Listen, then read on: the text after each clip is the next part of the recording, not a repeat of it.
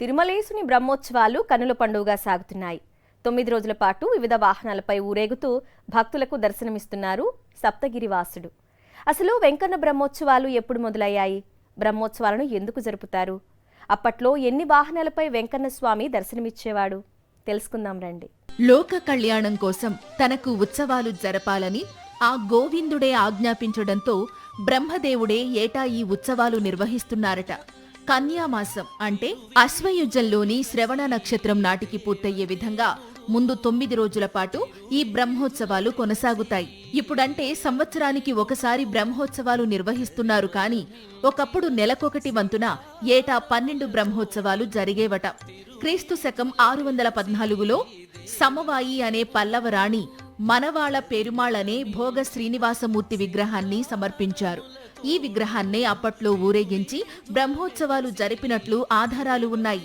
సమవాయి అనంతరం క్రీస్తు శకం 1254వ సంవత్సరంలో చైత్రమాసంలో తెలుగురాజు విజయగండ గోపాలదేవుడు 1328లో ఆషాఢమాసంలో ఆడి తిరునాళ్లు పేరిట త్రిభువన చక్రవర్తి తిరువేంకటనాథ యాదవరాయలు ఉత్సవాలు జరిపారు. అలాగే 1429లో ఆశ్వయుజ మాసంలో వీర ప్రతాప దేవరాయలు, 1446లో మాసి తిరునాళ్ల పేరిట హరిహర రాయలు, 1530లో బ్రహ్మోత్సవం పేరిట అచ్యుతరాయలు జరిపారు. ఏడాదికి 12 సార్లు జరిగే ఈ ఉత్సవాలు క్రీస్తు శకం 1583 నాటి వరకు కొనసాగాయి.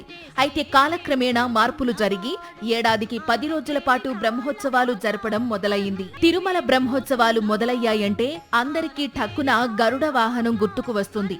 కానీ గరుడ వాహనాన్ని క్రీస్తు శకం 1530కి ముందు వాడినట్టు చరిత్రలో లేదు.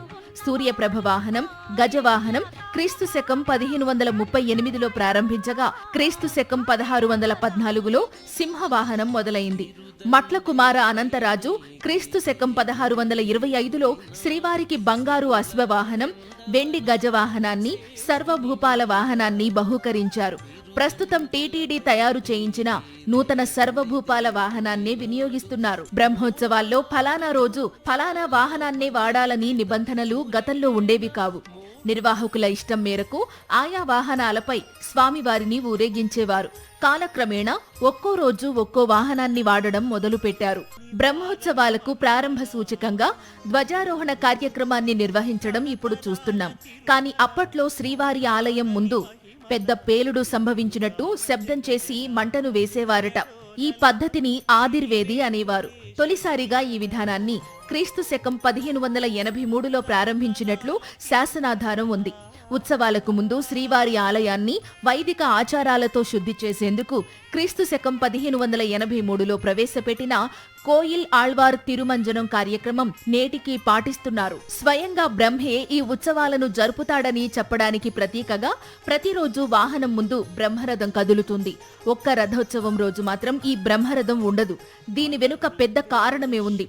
స్వయంగా ఆ బ్రహ్మదేవుడే రథం పగ్గాలు స్వీకరించి నడుపుతాడు కాబట్టి బ్రహ్మరథం ఉండదని చెప్తారు. అంకురార్పణతో మొదలయ్యే ఈ ఉత్సవాల్లో ధ్వజారోహణం, చినశేష వాహనం, పెదశేష వాహనం, సింహవాహనం, ముత్యాల పందిరి, కల్పవృక్ష వాహనం, సర్వభూపాల వాహనం, మోహిని అవతారం, గరుడ వాహనం, గజవాహనం, సూర్యప్రభ వాహనం, చంద్రప్రభ వాహనం, రథోత్సవం, బంగారు తిరుచి వంటి వాహనాలపై దేవదేవుడు కొలువై భక్త కోటికి దర్శనమిస్తారు.